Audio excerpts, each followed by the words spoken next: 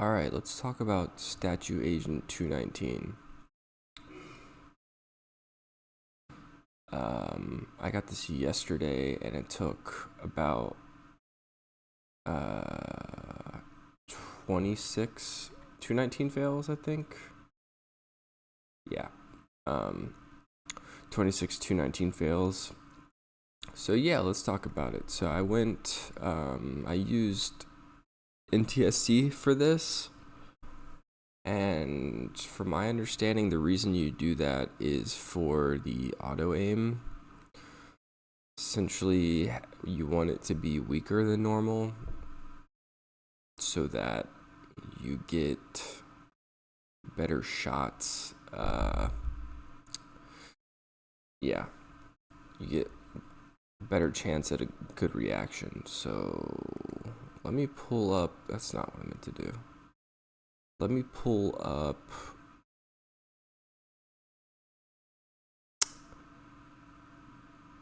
this real quick.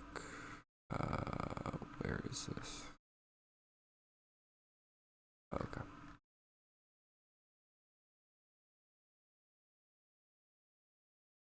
So anyway, I played it on TSC. I know some people got play it on J. I think more people play it on NTSC though. I'm playing it on wide. I think that's the normal as well. And I'm playing it on 1.2. And I know Chris plays it on 2.x. I'm not sure if Callie plays it on 2.x or not. I don't think it's listed. Yeah, I don't know. Anyways, so yeah. So you want to watch both cinemas.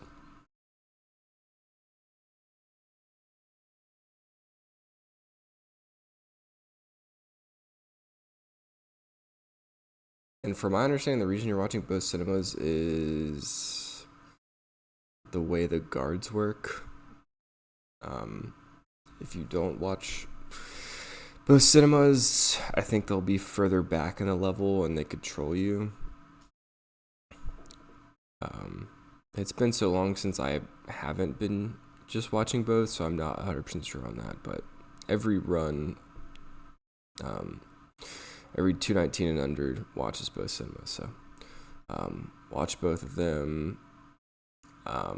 We're holding left strafe, and I'm like immediately trying to set my line for like over here. So yeah, you can like start holding your stick like immediately, so that as soon as you can gain control of Bond, you're already like turned so that the very left of your screen is like here-ish. Or if you know, some people do like a casual turn. I don't think it really changes much.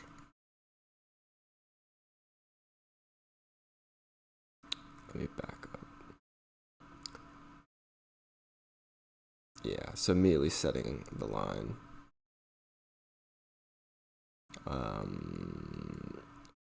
I look down here for some reason. I don't know. It's kind of weird with look down here because it seems like you have pretty quick runs on the rankings that don't utilize that much look down, and then you have cases like Callie's where there's like pretty heavy look down on certain sections. So obviously, you know, gold standard is Callie's run, but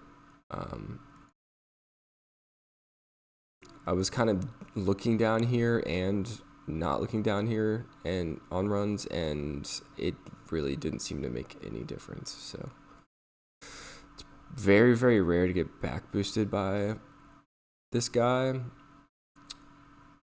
It can happen. I think I have had it happen like 3 times total over the course of this grind.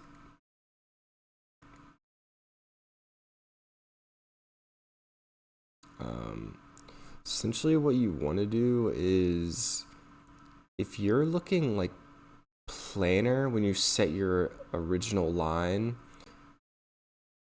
you'll be seeing like, you'll see the statue as your first like reference point, and you kind of would want it like, assuming you're looking planar, not like right now, but if you're looking planar, you would want this like, this edge to be parallel with like the side of your screen, if that makes sense. Obviously I'm looking down a bit, so the line is different.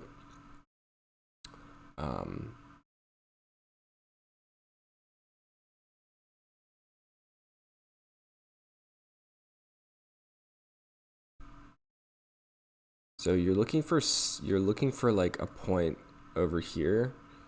But the way it works is like, there's this hill, which we'll be back here later in the level. So there's like this top point of the hill, and then you start to go down the hill, and then there's this side here.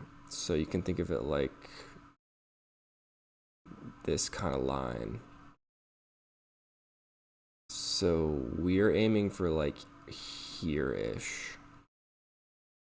You can't go up this hill until you're like way further down. So really you're, yeah, you can think of this as just like a wall. So obviously you don't want to go too far left. You're just going to run into the wall. So you're aiming for like down here. And the visual reference I use is this kind of like darker spot right here, and this like smaller darker spot. And you can kind of go in here. So yeah, come down and then turn. And you can go into cheats and turn on slow animation and invisible and invincibility, and just see like what you can rub up against in this level, which I think is just good for any part of this level, is to just start, seeing where you can actually go in this level versus what are like invisible barriers, because there's just a bunch of invisible barriers that you wouldn't really know until you run up against them yourself, or you just study the runs pretty closely. So invisible barrier here up until you get to this little like dark spot, just about that spot. So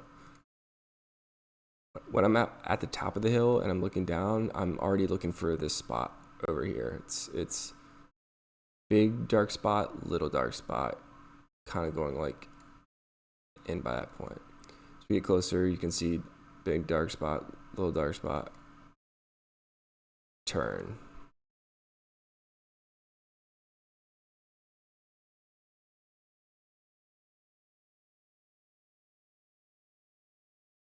I should also mention just generally, with this this thoughts series, I definitely do not claim to know like the best strats, or yeah, if you feel like something is better, or you feel like I'm not following like the gold standard or whatever, that's totally cool. This is just kind of how I thought about the run when I was grinding for it. So anyways, so yeah, using this as a visual cue. And generally I like to have this amount of look down as well, like, yeah, like this amount, like coming down the hill. So it's like, yeah, you're not planar, you're not looking straight down, it's like in between. Turn,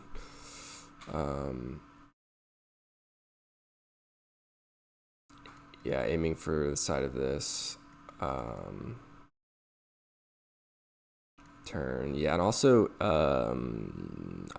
I based a lot of my lines off of Woda's tutorial, so I feel like that was very helpful if you would like to watch that. But I think one thing he mentioned in his tutorial is that you can actually get closer to this than you would think. Obviously, you can't get like right up against it, but you can get closer to this corner than you would initially think. So like you can go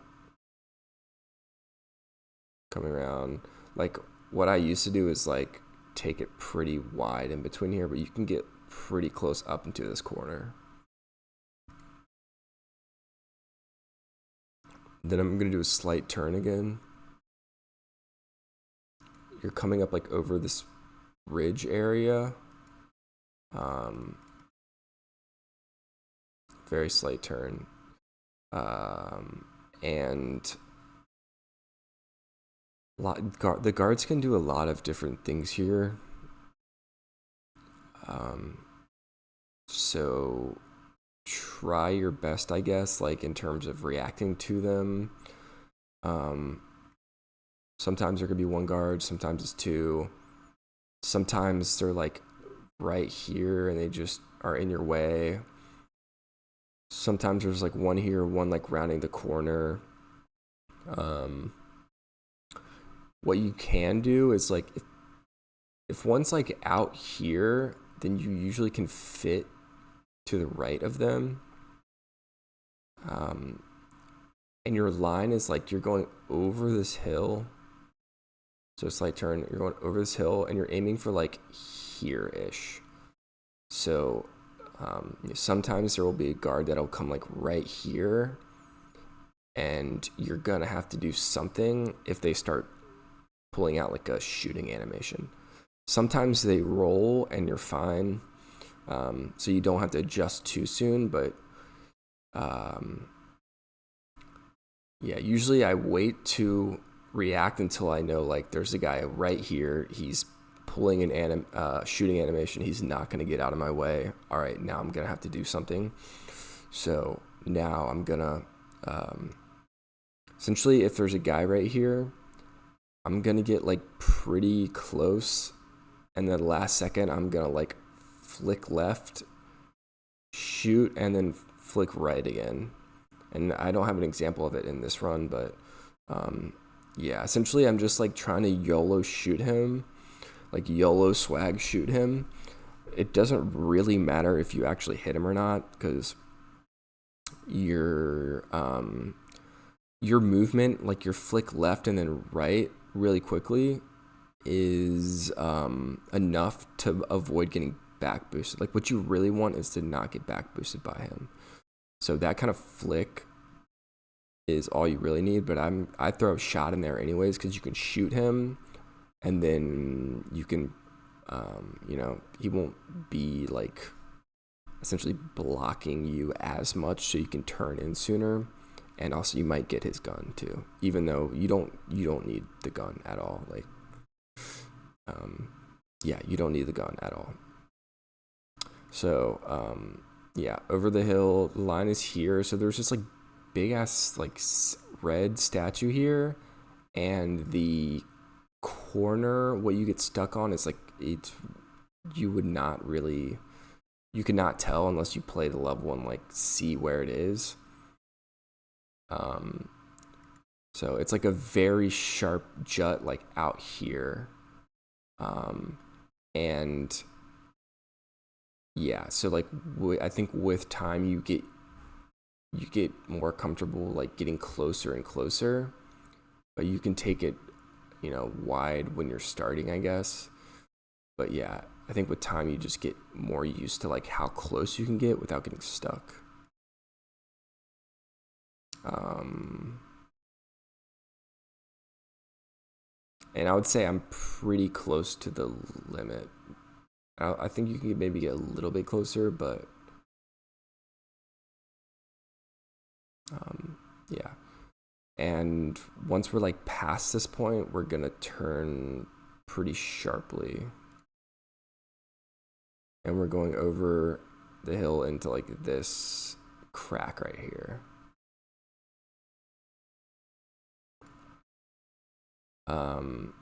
And you can kind of do like a little bit of a stick movement to just get in and through, like a little bit.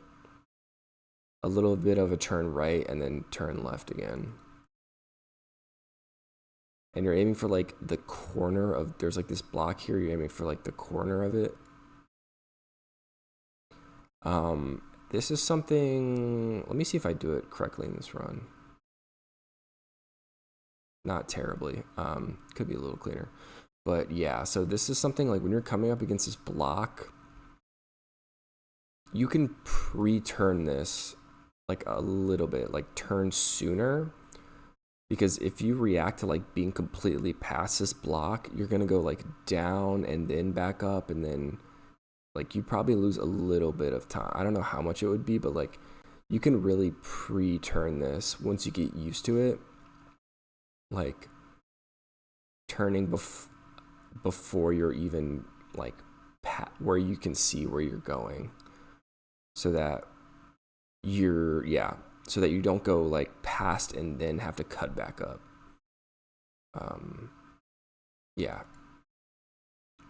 Turning before you can even, like I already hit my stick before I was even at this point. Like here I'm hitting my stick. And I'm hoping to like go up against this wall, like in this corner. In this run, I turn a little too hard into it, but it's okay. If you turn like way too hard, you get stuck on this, but it's not too, this isn't like a huge corner that you can get, that'll like jut out. You can, like rubbing up against it is pretty forgiving. Yeah. The way I think about this section here is turning up against here, and there's this like big block that overhangs, and you essentially so you're like stepping over this like thing on the ground, slab on the ground or whatever.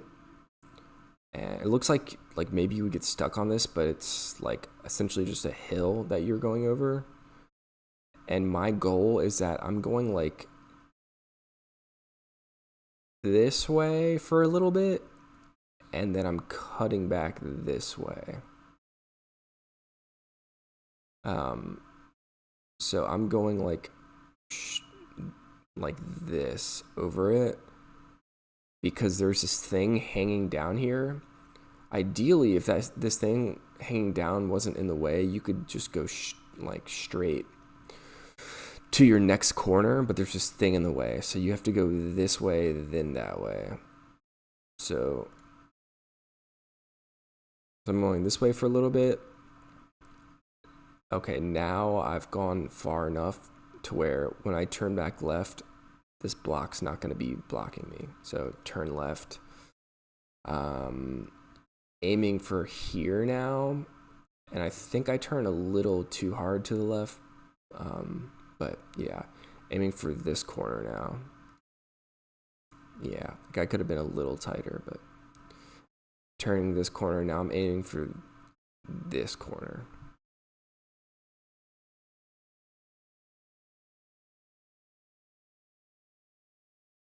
And yeah, this is like a gap here.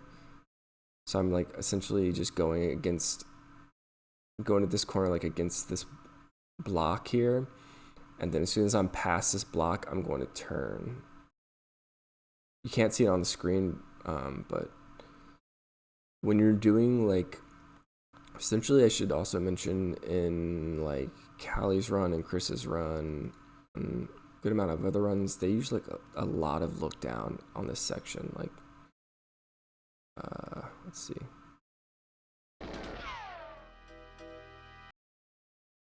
Yeah.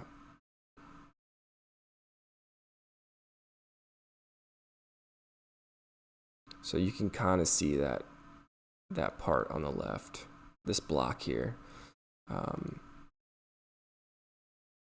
Assuming they're doing it for lag reduction purposes to get through here, but anyway, so getting past this block, turning left. This is another weird part of the level where you don't know where the boundaries are. So again, it would be good to go into turn cheats on and go in and just see like where what you can rub up against. But essentially this is like, so if this is the hill right here, this corner, you can go in this corner, over this corner, completely fine. The wall is not this whole hill. The invisible wall is like here, and then like cuts the corner of the hill off, and then goes back up. So really, you can imagine this corner is not, being an issue for you. So like really, you can aim. So hold on, sorry. So we just passed the block. We're turning left. This is the hill right here. We're aiming for like here-ish, really. And then I do a slight turn again to go up the hill, or to go up this section here. And there's invisible walls like, yeah, right up against here. You can see there's like a crease in the line. So this is like the invisible wall right here. So going pretty much up against it, up this elevation, then it's gonna flatten out here. And there's a whole bunch of lines in this level, like physical lines on the ground that you can see, where it's like the game designers were putting together pieces of the ground, so you can use those as references. So like there's a line here, and there's a line here, and then it goes like this way. So this is like the corner that you can turn at. So sharp turn.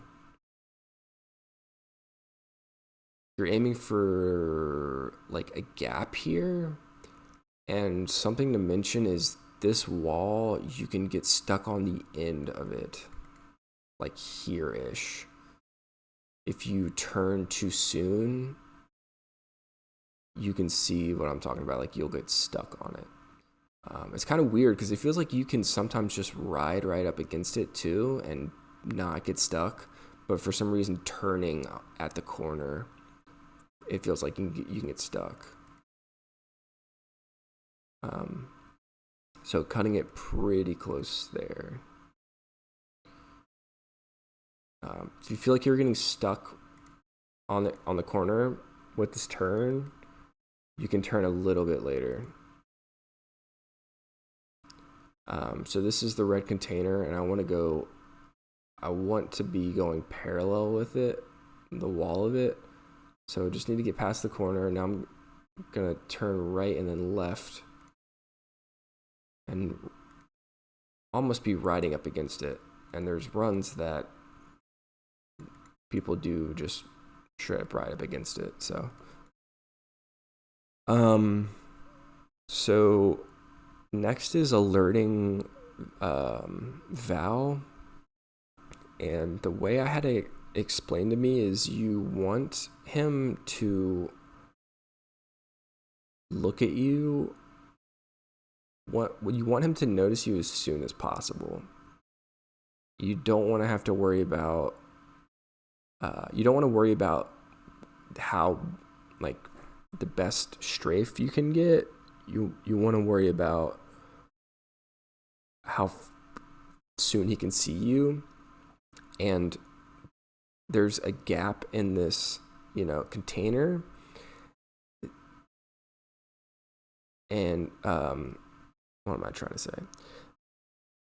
The closest gap to me, or the closest part of the gap to me right now, is not the quickest way I'm gonna alert him. Let me see if I get a better angle. Yeah, so this is the gap here. If I had turned really sharp to get right here, he would not have noticed me. So you can also go in a practice run and just see where you need to be before he triggers. So like the sharpest possible turn would not alert him the quickest. I kind of play, my stick right now isn't very loose, so or doesn't have very great turning capabilities. So this is like the hardest I'm turning to get into this corner. But if you have like a really like lubed up stick, you can turn pretty aggressively and end up like in the container,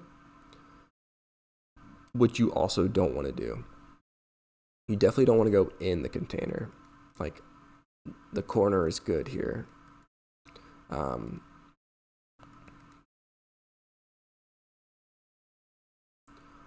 Yeah. Let me pull up my 220.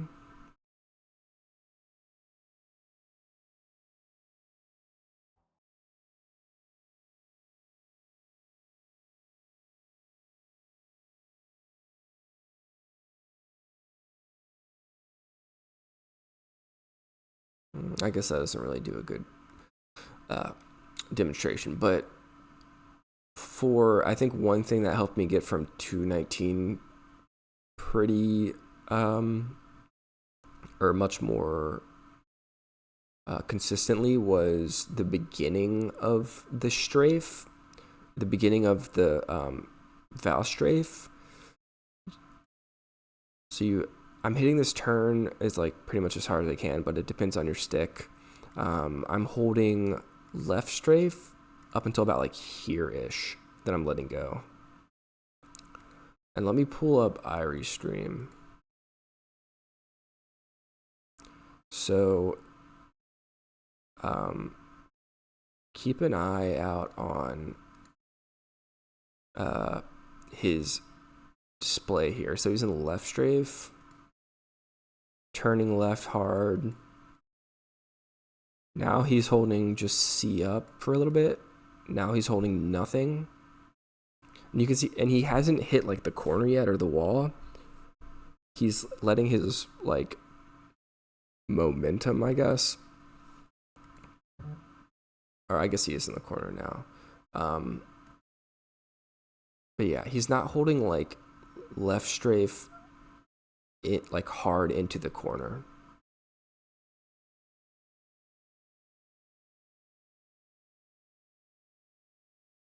He's not holding any C buttons at this point. He's just cranking left.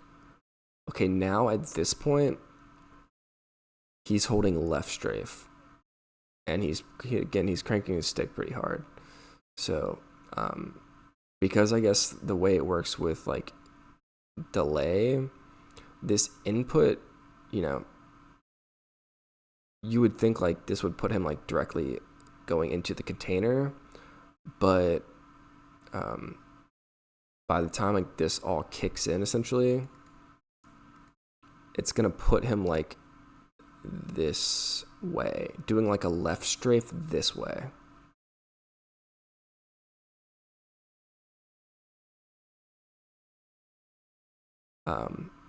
So before, when I was doing the start of this strafe, I was essentially just turning and then still just turning, not doing any sort of like strafe. But you want to do this like you want to start your strafe like, or start the whole process of strafing him by doing your first strafe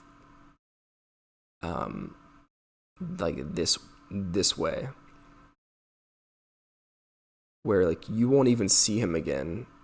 Like you won't see him on a screen or on your screen for your first strafe. He's still like turning and doing his thing. You're coming like back out here for your first left strafe. It's kind of hard to get used to a little bit, but yeah, like turning in this corner, my first strafe is going to be back out to where I can't even see him, just this way.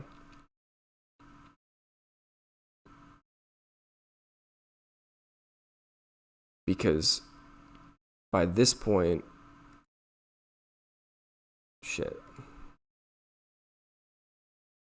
by this point, he's going to be like looking at you. So your left strafe is going to start walking him.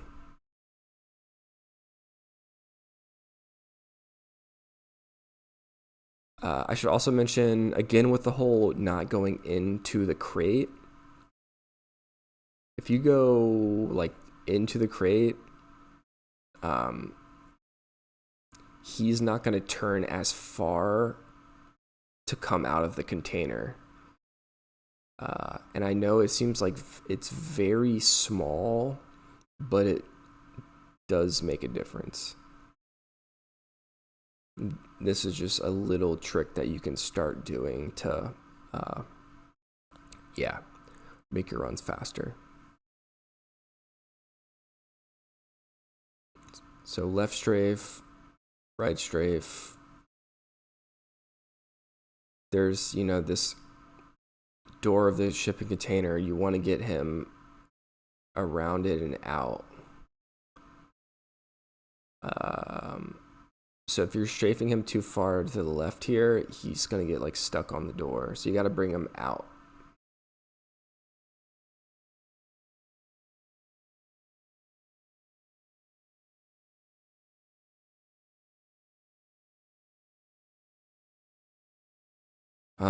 In terms of valve strafing, people do it differently. Like you can see on Irie's display, he's going, I guess him and I do it a little bit differently in that you can see his left strafe, his C up and his C left are very, very constant. They're like at the exact same time every time. And then the like variables are his right strafe or his right C right will sometimes be a little bit before his C down. And he's moving his controller back and forth, or his stick back and forth. Whereas when I'm doing my strafe,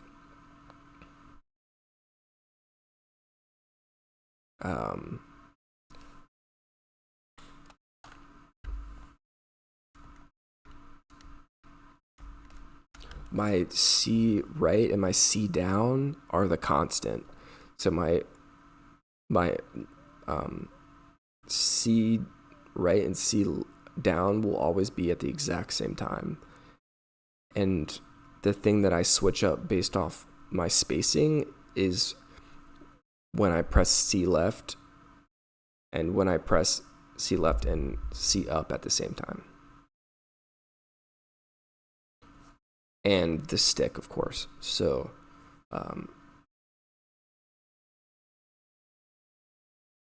I'm not sure why that is like the best way to do it in terms of like having that constant in the process, but yeah, essentially my C down and my C right are always going to be at the exact same time. And then I'm switching up how much of C left is being used by itself versus how much it's being used with C up. And yeah, people do it differently, so take a look at runs and just see what works for you. This is Callie's.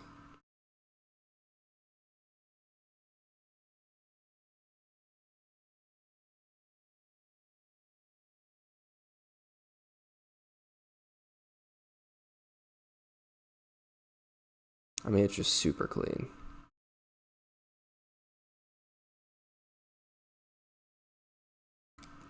I will also say, yeah, he's using a lot of like wiggling in his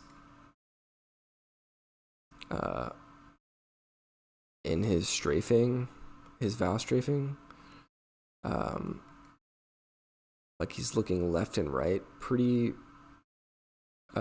frequently, whereas I'm only looking left and right when I need to turn him a certain way. Otherwise, I'm just moving him on a straight line, and I'm also trying to move like as horizontally, like perpendicularly from Val as possible, just back and forth.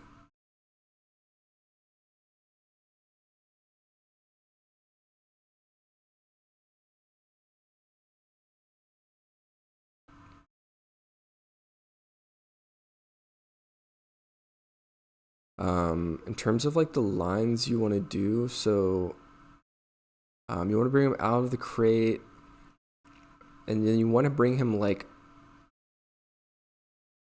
if this is the wall here of the crate, like pretty much perpendicular from that.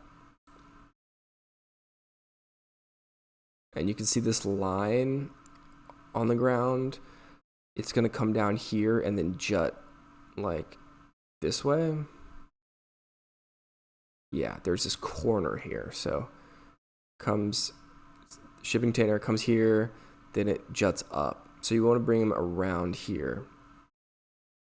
So out of the shipping container, around this corner, and up the hill. So you can't bring him like directly on this line because you need space to move back and forth. So really, even though he's like this big, he's really like this big because you need to move back and forth. So you bring him out, you have to bring him like slightly wide of the corner so you have space to move around the corner.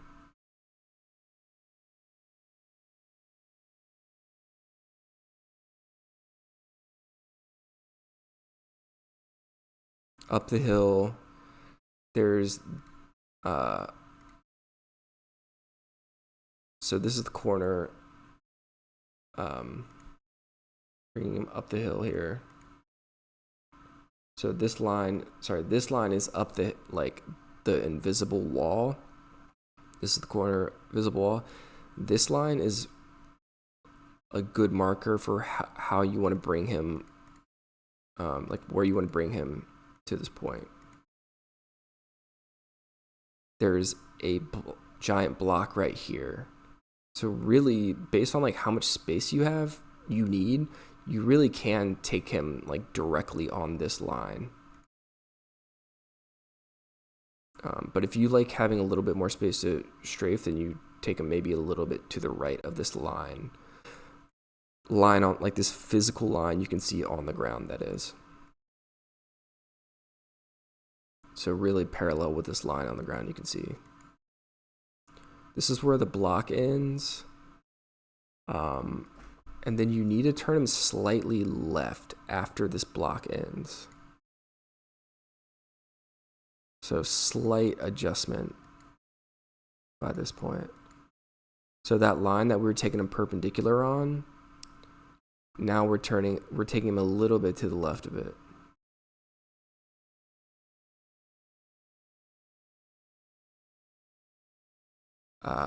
And there's kind of, it's hard to see in this run, but there's like this intersection point where there's like 8 lines that go into it. Like here-ish. You need to be careful. There's like a tank right here.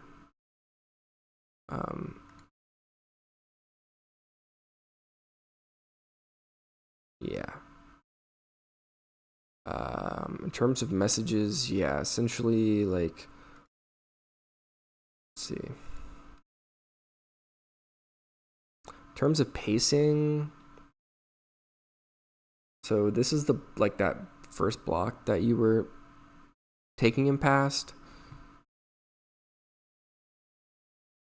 Like, if beware, he's a traitor or whatever, comes up before you get to the end of this, then you're you're a bit slow. Yeah, you want to be like quite a ways away before Beware pops up.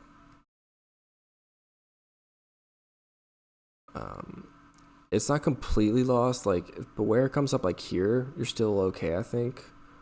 But really, ideally, the later the better.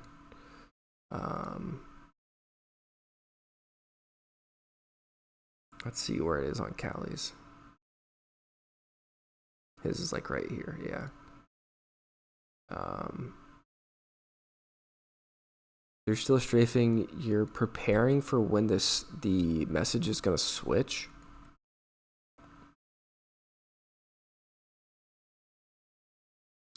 And this part is a little. First off, there's two ways you can do it. You can do like Callie does it, where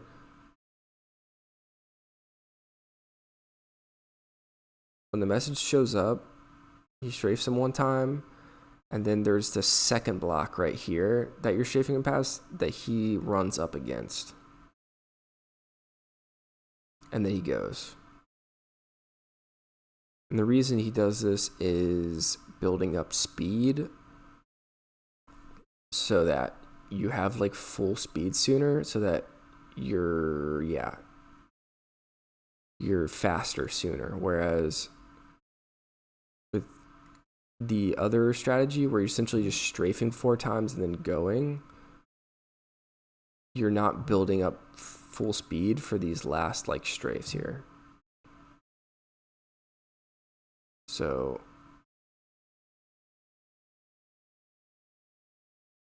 I'm still building up speed. Now I'd be at the like near max speed, whereas Callie runs up against this wall and then goes, so he's like max speed sooner. Hopefully that makes sense. So I'm not sure in terms of time differences how much of a difference it makes. I'm not sure.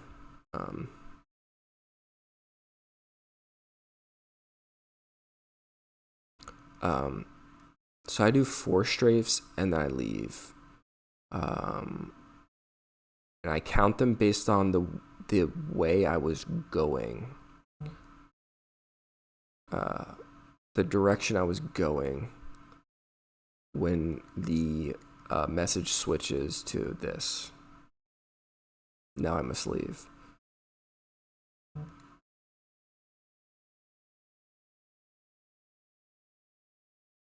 So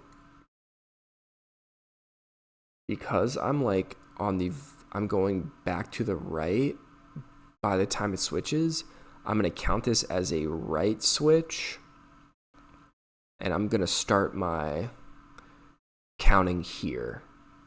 Whereas if I was going to the left in my Val strafe and then the message switched, I would be counting it as like a left strafe leave.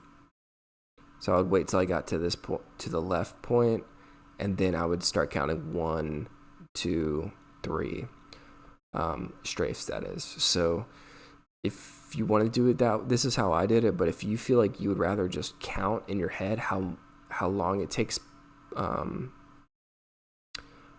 before you can leave, you can also do it that way. It's up to you. But I was just doing it off strafe. So I was strafing to the right. I'm like on the very right of this strafe when this switched, so I'm counting this as a right strafe leave. So I'm counting 1,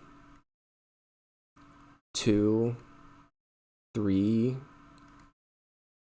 4 leave.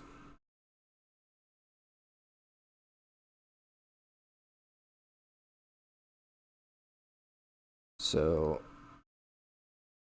1, 2, 3, 4.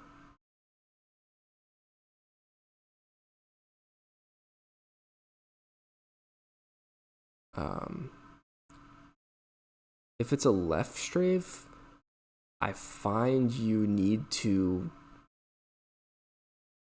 take your last strafe a little bit slower than you would on the right strafe leave.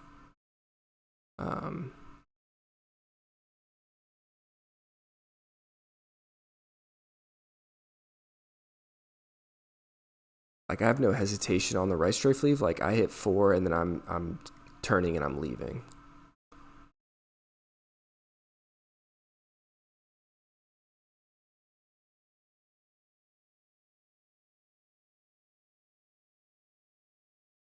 Whereas if I did a left strafe leave, I'm doing like, for my final left strafe, I'm going to be doing, I'm going to be holding left strafe this way a little bit and then leaving. And I think that's because with the way it works on your 4th strafe, if you're doing a right strafe leave, you're coming this way and then turning out to leave. And on a left strafe leave, you can't just leave immediately on your last left strafe. You have to do the actual last strafe and then leave. And yeah, hopefully that makes sense. It's kind of hard to explain without doing a run where it's a left strafe leave, but counting 4 and then I'm 4 strafes and then I'm leaving. And I'm aiming for like here ish, like this gap right here. And another thing you can use is there's this line on the ground that's like, it comes from like out from this wall here. You can pretty much follow that. Like you can do this part all straight look down and be completely fine because you have this line on the ground where you can see where you need to go. So that's a pretty good indicator. Line on the ground here. And yeah, kind of want A to complete like about out here. If it completes like even before you leave, then you left too late. And even like here, if it pops up, you also left too late. And then, you know, obviously you'll know if it's if you left too soon because it'll just fail.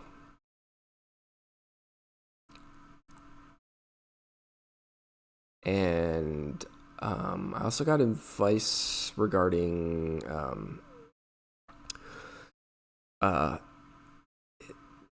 if you're really like risking the leaves, sometimes it'll fail because essentially it's like his last step based on your like strafing, your like final strafe. The way he steps his final step, sometimes it will be it won't be as far.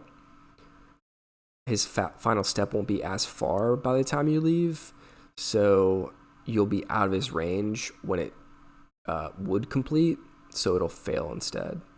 So there would be some variance in that. Like if you're risking leaving every single time on like the very brink of if it'll complete or not, then sometimes it won't fail because he doesn't step as far on the leave.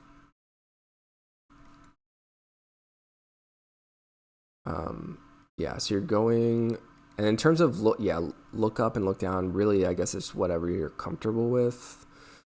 I think straight planar feels really bad, so I wouldn't suggest looking straight planar. Definitely some look down is good, just whatever you're comfortable with, I think.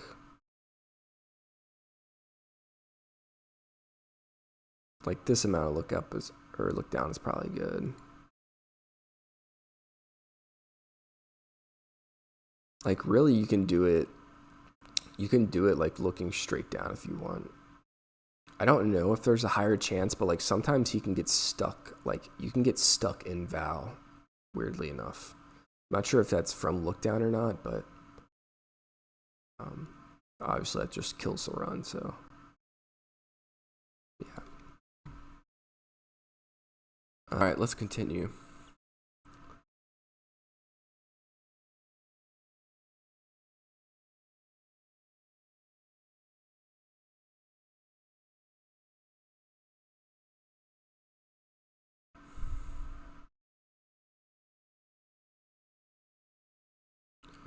So you're going for this corner.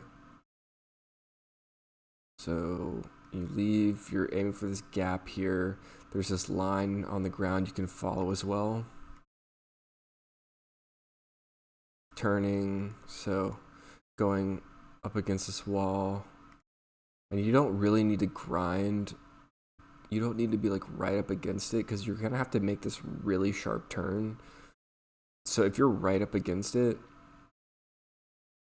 you're just gonna end up jutting out and losing time unless you have like an insanely lube stick. So yeah, you could be like a little off it and turn kind of like earlier, a little bit sooner than maybe you would think, but obviously don't YOLO this. But yeah, you definitely don't want to go like too far off this wall. So you're turning, there's this corner here.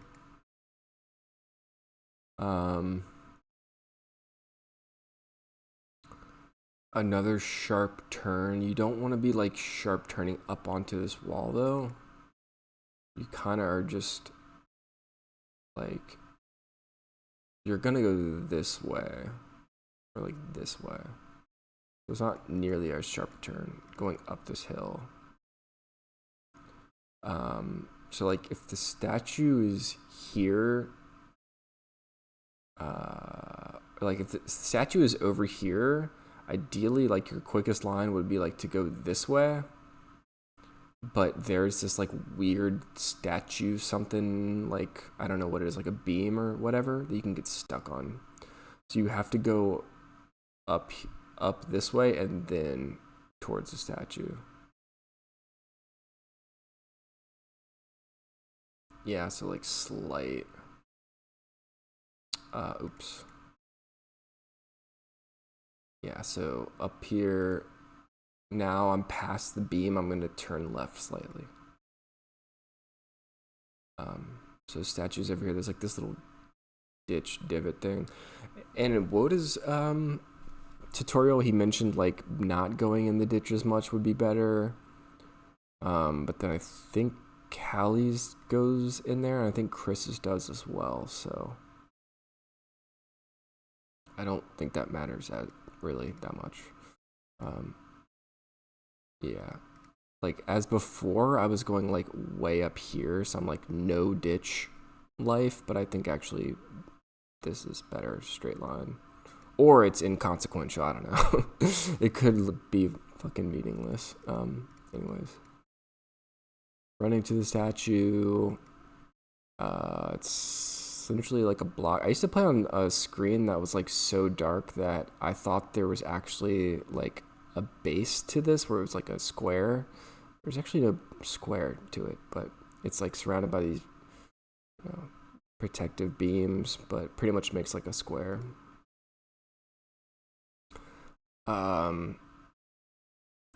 Yeah, so this is really like the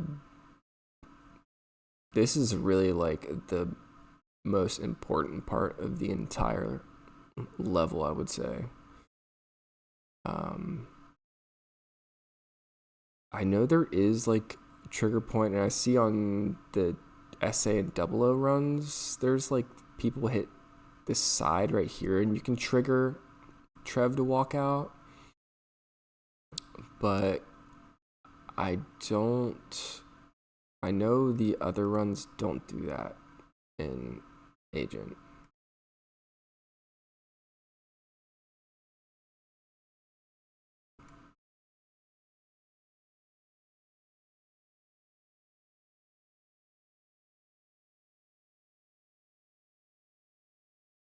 So, first thing I'll say is that you have way more control over this shot than you would think. Or like you have way more control over the outcome of your shot than you would think.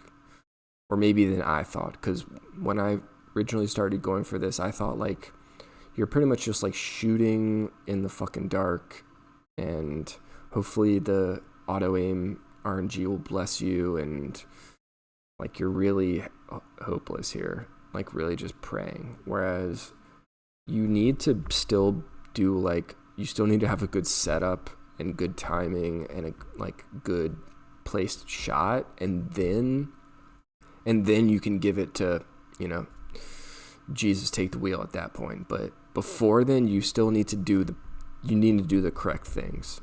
So at this point, you're not saying it's out of my hands right now. You're saying it's out of my hands, but I just shot right here. Now it's out of my hands, and hopefully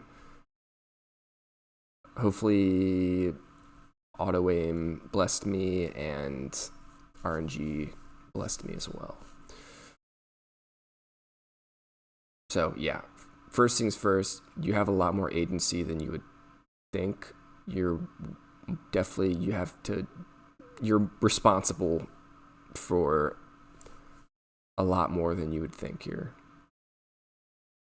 So if this is a square, the way I thought about it is I'm coming up to it, and instead of like running straight into the square and then turning away, I'm coming just up to it, and before I hit, I'm going to turn and like hit the corner, kind of like bounce off a little bit. So I'm not going straight at it, hitting it, then turning out. I'm going straight at it, and then like right before I hit it, I hit this invisible square here. I'm going to turn and hit this corner. And best thing you can do is just watch, like, essentially just watch how Callie and Chris do it.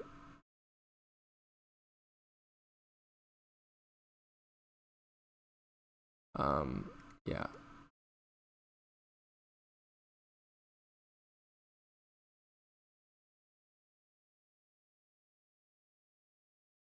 And in terms of like when I'm holding left strafe this whole time. Now I'm hitting my stick right, still holding left strafe. Okay, now I'm like letting go of full left strafe, and if anything, I'm hitting C left. A little bit. So like full left strafe. Okay, now I'm just gonna start pressing C left a little bit. Now I'm not pressing anything. And this will, like, I'm saying these things, but you'll probably just have to get some runs in and get used to what works for you. On Callie's run, he hits the corner, and then it seems like he's hitting left strafe a bit, and then shoots. Like, he comes off of it, and then he takes a step to the left, then shoots.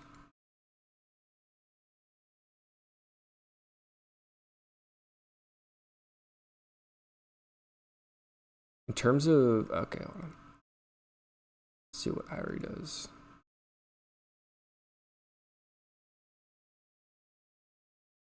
Oh, yeah, he's doing this, like, he's doing the, on the right, he's triggering Trev to come out.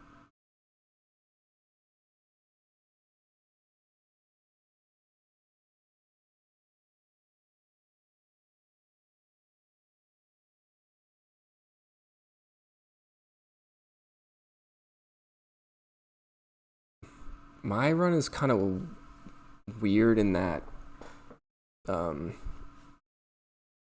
I had this happen a couple times, and it fucked me, where I got shot like right here,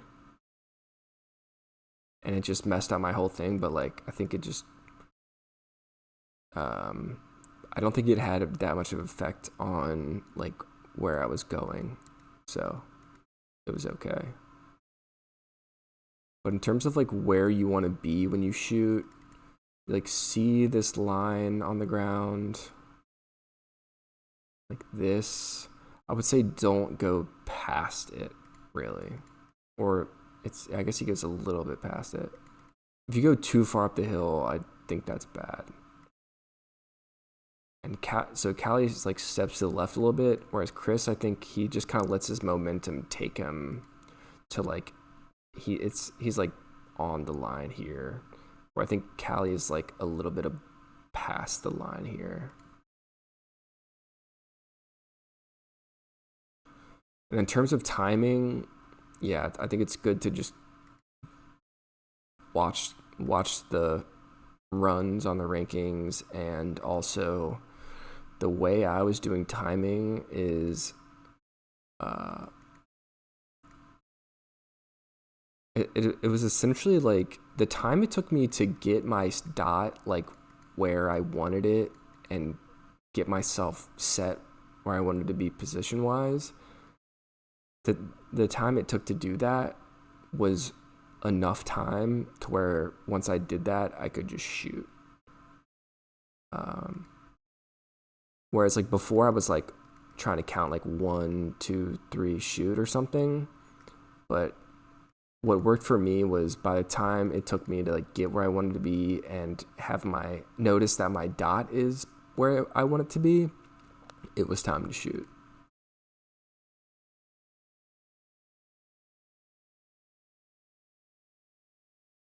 And with Callie's kind of like,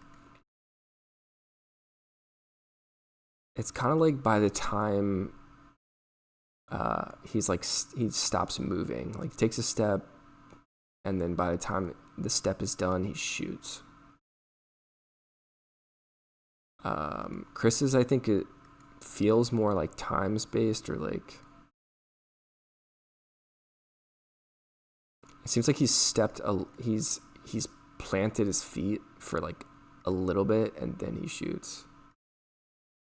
It's almost like he's taken the time to aim as well, and then he shoots. Another thing I learned is that if you are like way back here, you can technically wait for like the auto aim to like move your gun onto Trev, but that is too slow. Like by the time it takes you to realize that your gun has like locked on for auto aim and moved, that is too slow. So yeah. And in terms of like where you shoot, like this is Chris's vid. I have my dot like in this area.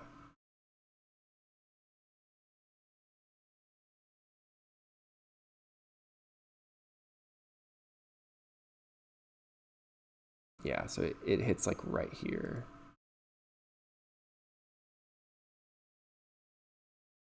I've got my dot like here-ish.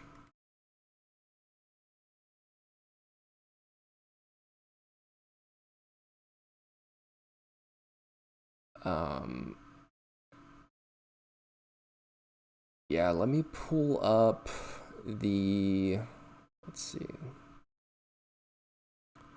These are like the how fast the animations are.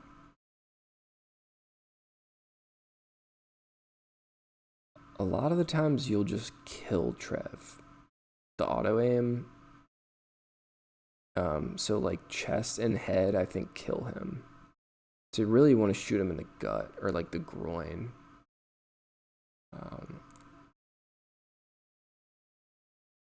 Yeah, I'm not sure if the gut kills him. Yeah, I thought there was like a special groin area, I guess. This is yeah, Ted's post. But yeah, obviously you don't want to shoot him in the hand or the foot. Foot, shin, thigh. Thigh only would be 0.66. Interesting. Definitely don't want to shoot him in like the head or the upper body. That'll kill him. So really you're shooting for his groin area.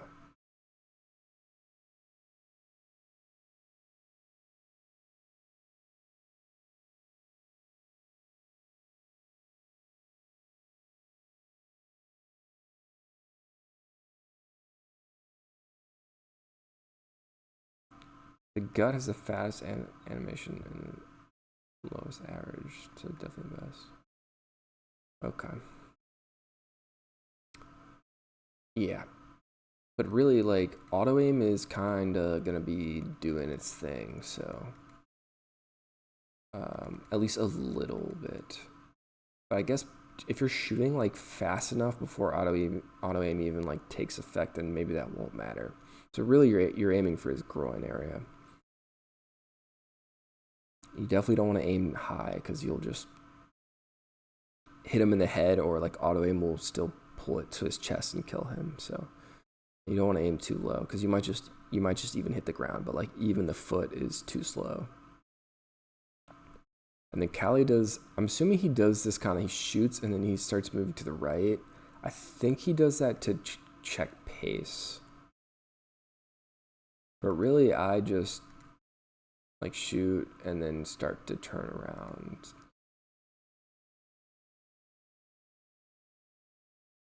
There is some weird stuff. I don't think you want to look too far down after you shoot, because there's some weird shenanigans with like loading, like not loading a guard. So there's Trev and then there's 4 guards, and you want the like very far left guard to boost you. But if, I'm not sure if it's from look down, but yeah, sometimes he wouldn't load, and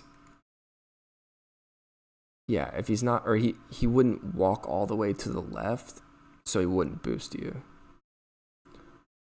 But if you're doing like whatever Callie or Chris or what I do in my run, I think you're fine. Like he'll walk up.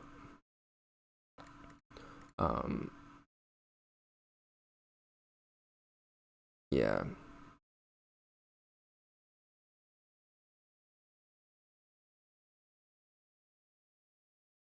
It can be somewhat deceiving trying to figure out if it's a fast time, like a fast reaction, but usually even this kind of like just shooting and then like turning around, like if it pops up by the time you're like turned around, then it's probably a fast animation. But what I was also doing is just trying, like every once in a while, even if I knew it was definitely like a bad reaction, I would still play out the run just for practice purposes. And also if it's like on the brink of, you like maybe weren't paying attention as much, or you're just not sure if it was a fast animation or not, it's still good to play out because you have some sort of this is, I mean, kind of just psychologically, you have some sort of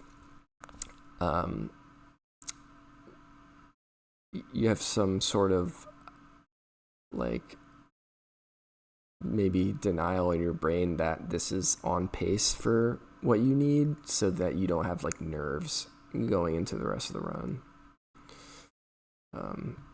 Might be silly, but yeah. So he reacts, says good evening, then he says like, oh, you don't have a gun or whatever, so you want your gun away for sure.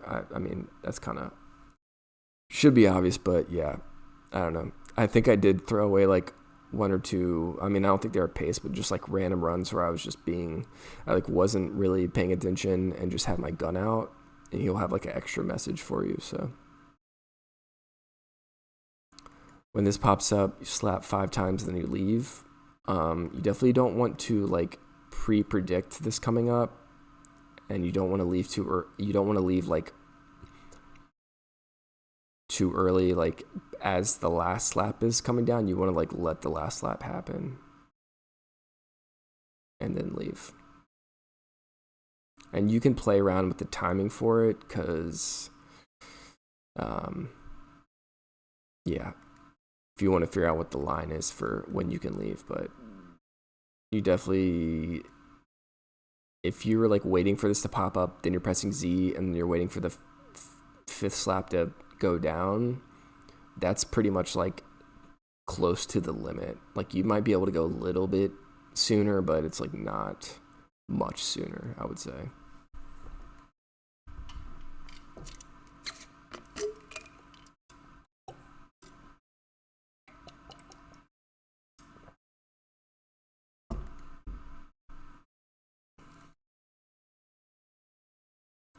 So turning off here. So there's this wall that goes out here. And let's see. For Callie, he's got like a good amount of look down. So like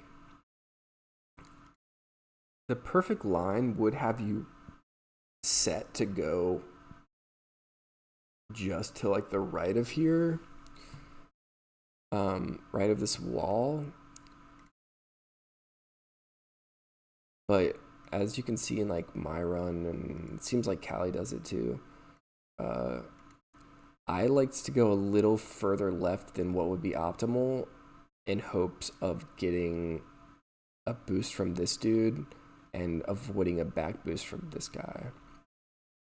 Because it feels like if you run like straight at the second, like the guard that's right here, I guess you can't really see it in this run. There's a guard right here. If you run like too far to the right, really like close to being like straight at that guard, then it seems like you get boosted, like back boosted pretty often. Like you're much closer to him. He's not going to miss his shot. So feels like going more to the left and then setting your optimal line gives you better odds of getting boosted by this dude. I mean, it's not a perfect scenario. Like I feel like I did lean more to the left on this spot and did get back boosted sometimes or didn't get the boost, but this seemed to work better than just going straight for the perfect line out here.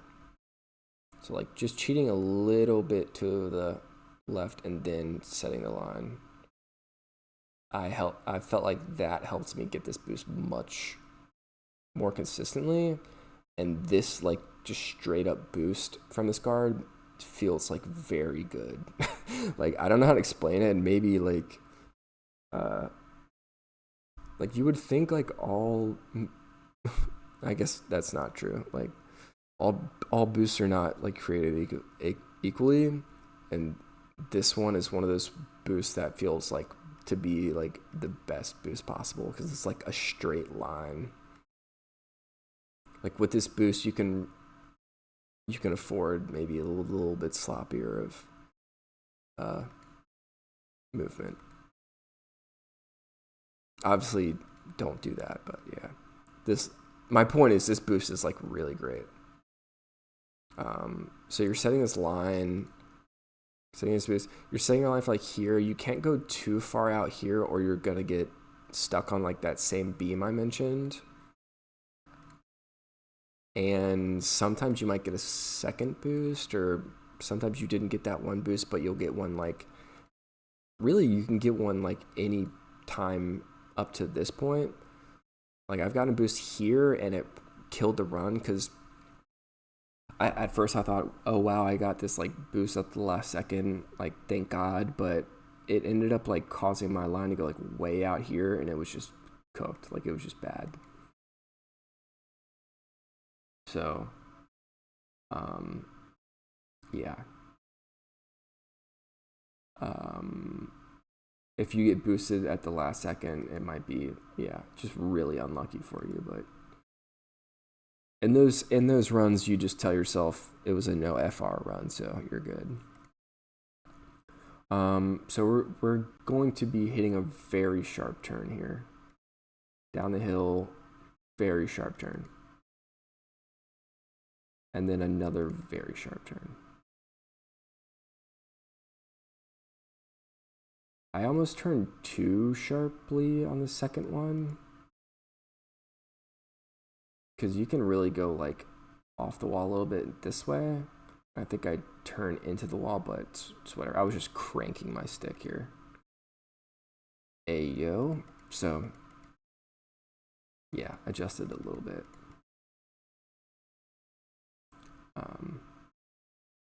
Yeah, because you're gonna have to go to the right of this block thing here. So the perfect line is not like going up against the wall. Like it's not going up against this wall like taking that line perfectly. It's more of like to the right, because you're gonna have to go to the right anyways, like out here. I think that's what the task run does too. You got to get around here, and you can see that line that you were like, well, actually, I don't think that matters. Never mind. But yeah, you were strafing Val here earlier. So there's this corner right here that you had to get him around. You're going to be turning at this corner again. And the line is like, oh shit. Turn this corner. The line is like down here to this corner, slight right to this corner of the red shipping container. Slight right, then a bit more right, so that you're parallel with this red container.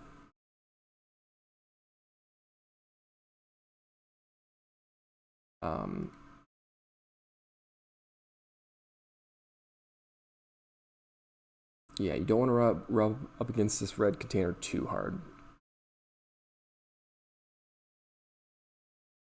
There's this thing jutting out, this block jutting out. You can get caught on this corner here, so be careful. Yeah.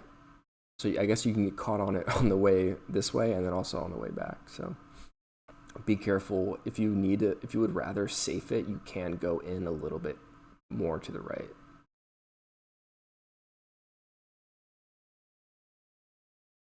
So there's this wall here. So this invisible wall, like this hill, going up into a point right here. At this point, you're going to do 2 turns. You don't want to turn too hard because you can get stuck on invisible walls.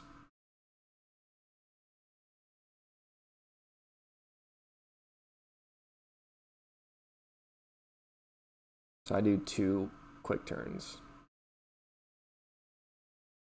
And going, you can get pretty close to these things without getting stuck. Going to this block right here. The corner of this block, that is. Then I do a turn going up the hill. This feels weird because it seems like it runs, it's not like a straight up turn to go right here. It feels like maybe you go slightly in and then up, but that might just be like, I might be making that up. Let me see. What does Chris do?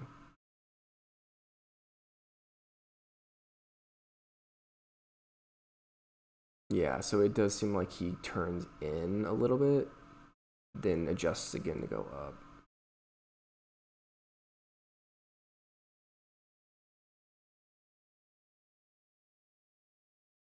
Yeah. So in a little bit and then up here.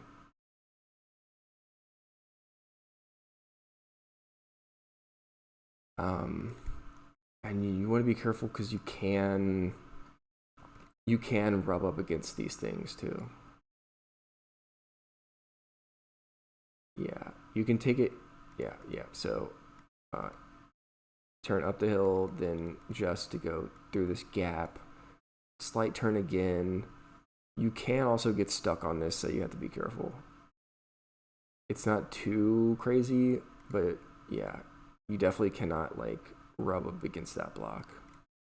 So past that, slight turn again. This C again, it's a weird corner you have to watch out for, but once you're around it, you can cut back in sooner. I don't know, maybe this was a me problem, but when I was first running this level, like I would pass the corner and then I would go like out here and then up. But like you can, once you pass the corner, you're aiming tightly like for this block and then this right here. So like, I guess before I was going like all around here and then going in, but you can really cut it. Like the biggest limitation is this C, but once you're past that, then you really want to cut in.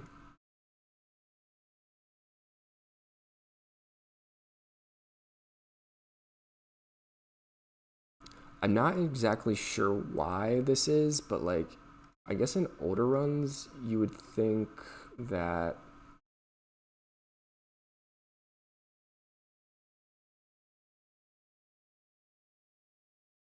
you could go like, where am I? Like right up against this block right here, like right here.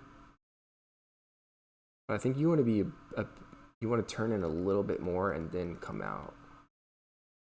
That's what Chris told me, at least. I don't know exactly why that works, but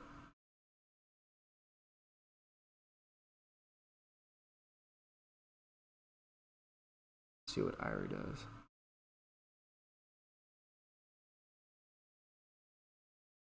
Yeah, it seems like he's turning a little bit more in. So I don't do that nearly as cleanly. Like I kind of turn, and then I need to turn a little bit more before coming out. But either way, just a small thing. Coming out, in terms of pacing, like I think maybe people pay attention at a different point.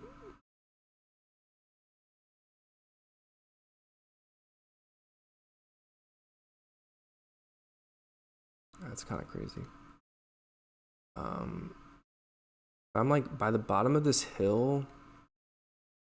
Pretty much, I take note like by this point here, and this might also be something that you just get more. Jesus, get more used to as you play. But I usually check my pace like right here. So 241. If it's like high decimals, then it's good pace. And usually I'm checking based off runs that get a boost as well. I mean, so this is Callie's run. So really, like by the point that I would check here, he's like in 42 still. So really sick run. Usually runs where like I feel like I had a really bad like moment on the return, or like I didn't get a boost or anything, then this will be like low 41s or 40 as well. But that's how I'm kind of checking pace, like even here. I'm seeing like 241 like 0 or 1 here. I'm thinking, yeah, like this is not that great of pace. But either way, come up this hill. Helicopters here. You don't want to be too far to the right, but also you have to be careful because there's like this helicopter hitbox like juts out, and you can get like very stuck on it. So you want to have a happy medium.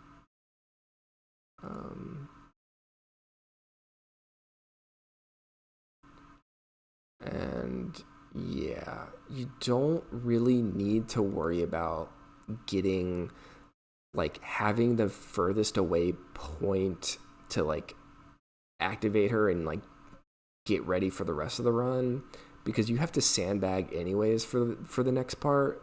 So really your priority is just activating her as quickly as possible.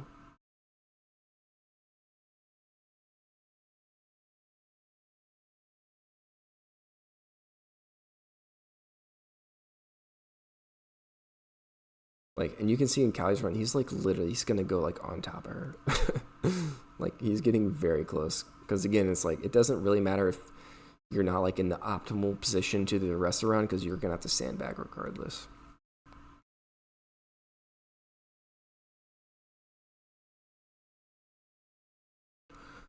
So you're running to the gate, turning and hitting B to open it.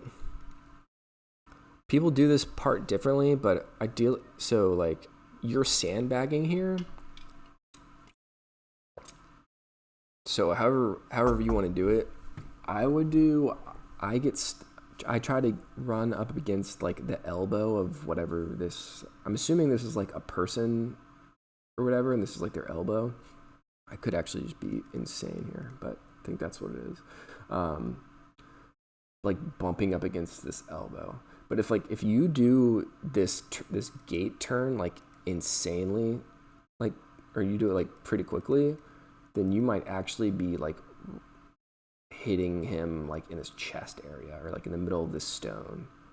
Or what you could also do is some people, instead of rubbing up against it, they run and they turn and then they turn back. So whatever works for you. I found the way I do the gate, I needed to just bump into his elbow a little bit and then adjust. I'm good.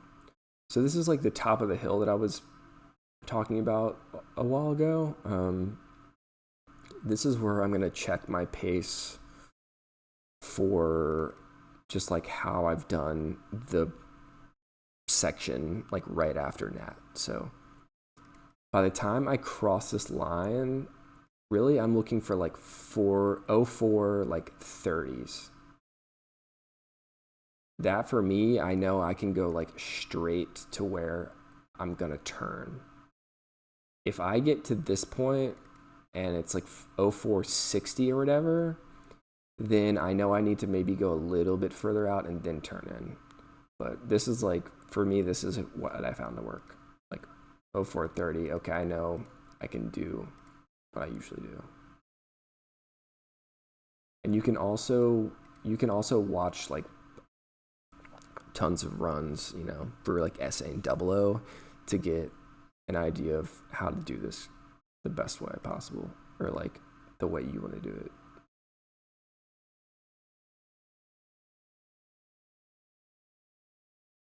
So I guess Callie does it in like 1-2 turn.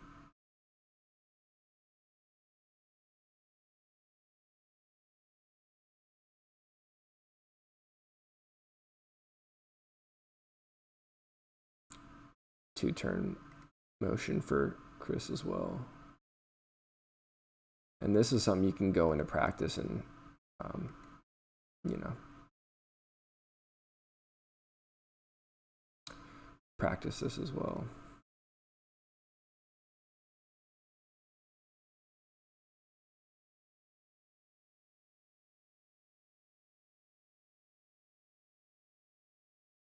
Yeah, you don't want to.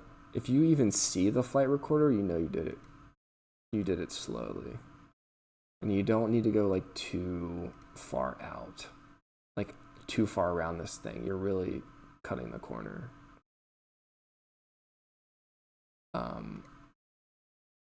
So like even mine might not have been like mine wasn't perfect or anything, but I might have been a little far out.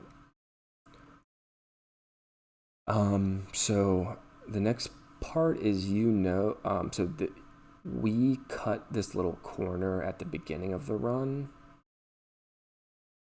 went over this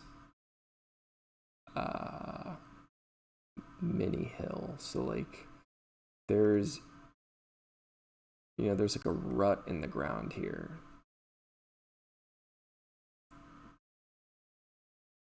Trying to think of the best way to visualize this. So like this is the background hill, this is the like foreground hill, and there's a divot in between. And this foreground hill,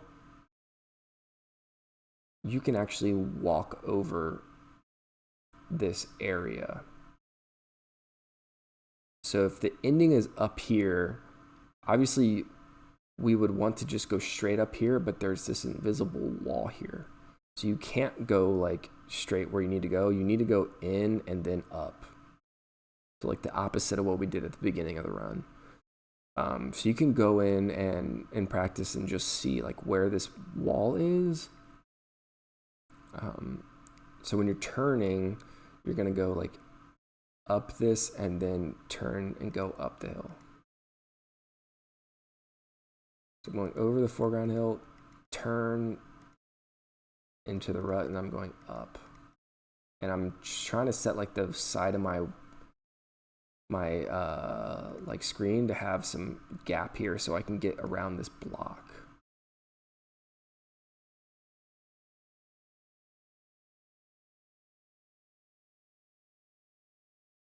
So compared to my run, I think you can even go like more up this like hill over here than I was doing. Um,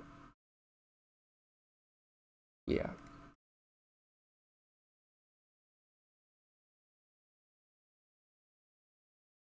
Like I turn even a little bit further in, I think, but really there's like a point up here and there's an invisible wall like right here. So you're just trying to get like up here.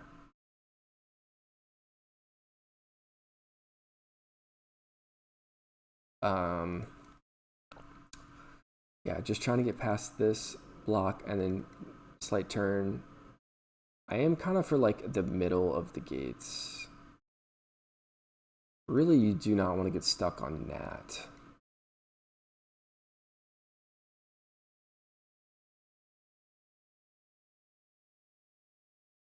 So she's like right here. Well, I guess, yeah, even, I guess on the right side would be ideal. Problem is sometimes she is like further out. So like in Callie's run, she's like here. Sometimes I feel like she's like out here. So I guess just take note of that. Um, yeah. Yeah, so I guess he is like to the quite to the right here. Sometimes she's dilly dallying on this gate and then she runs over here, so like you might have to worry about dodging her, which is unfortunate. And I didn't see it that often, but like you definitely should keep out for that. Like there might be yeah, she might be fucking with you, unfortunately.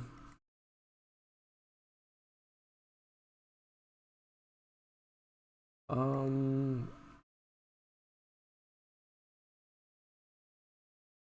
so yeah, I would say the main thing that you should look out for is like if you're pacing 219 pretty consistently on SA and Double O with like one boost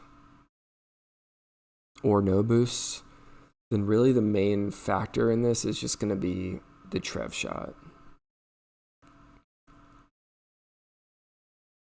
That's kind of like the bottleneck where you get like and I guess I should also mention I don't know if Weister did it, someone or Henrik, I'm not sure. Someone did a post about the Trev shot, explaining why this happens, but sometimes when you shoot, you do the Trev shot, it will not, it'll still fail even if you hit him. So if you hit him and it fails, don't be like, what the hell, what did I do wrong? Like, I think sometimes it just fails. But really that this is the main bottleneck.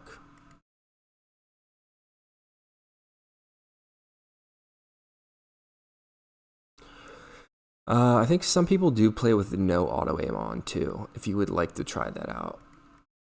I usually just, I think I tried it a little bit, but I couldn't really get that consistent of a shot with my dot in my setup, so I just played with auto aim on.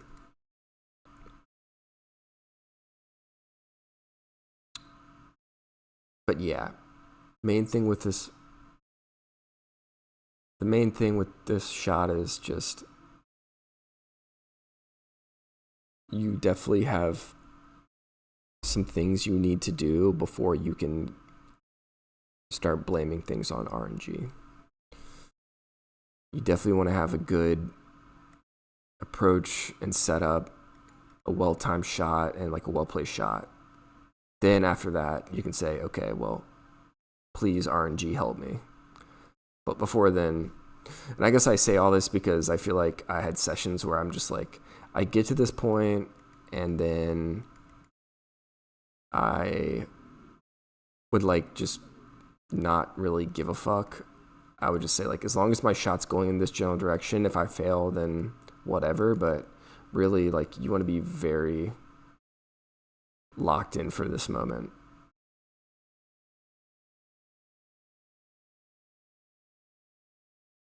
If you're like really getting consistent, good turns and setups and shots, then you'll see more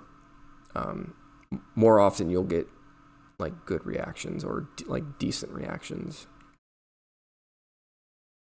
And then at that point, it's just, don't choke the ending or don't choke the return and pray for FR. And you might get lucky and you might not get as lucky, but there is definitely a lot more, you have a lot more agency than you would think.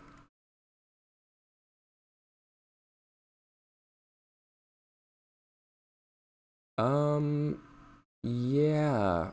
And also, if there's glare on your TV, you can play with the lights off. That helps. Is there anything else I need to say about this time? How long have I been talking? Jesus Christ, an hour and 30, hour and 30 minutes. Jesus. Okay. Uh,